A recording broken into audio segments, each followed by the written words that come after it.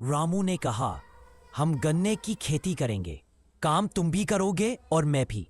भालू बोला, ठीक है, लेकिन फसल बांट कैसे होगी?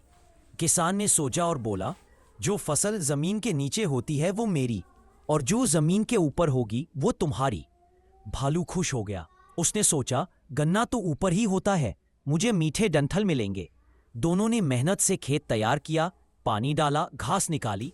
कुछ महीनों बाद गन्ना तैयार हुआ। भालू उत्साहित था, लेकिन जब फसल काटी गई तो ऊपर सिर्फ लंबी सूखी पत्तियां थीं और नीचे था मीठा मीठा गन्ना। भालू नाराज हुआ। अरे, ऊपर तो कुछ नहीं है। किसान हंसकर बोला, भाई ये तो मैंने पहले ही कहा था, ऊपर तुम्हारा नीचे मेरा। भालू गुस्से में था, लेकिन उसने सोचा कि अगली बार वो चतुराई करे। इस बार भालू बोला, अब फसल चुनने का हक मेरा, अब की बार नीचे की फसल मेरी और ऊपर की तुम्हारी। किसान ने कहा, ठीक है भालू भाई। इस बार भालू ने आलू चुना, क्योंकि वह मिट्टी के अंदर उगते हैं। दोनों ने फिर मिलकर मेहनत की। कई हफ्तों बाद फसल तैयार हुई।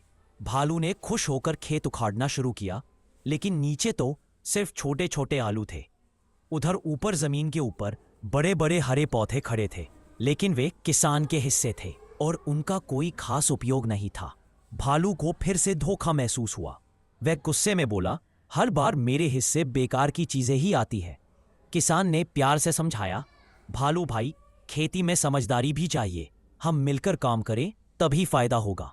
भालू को अपनी गलती समझ आई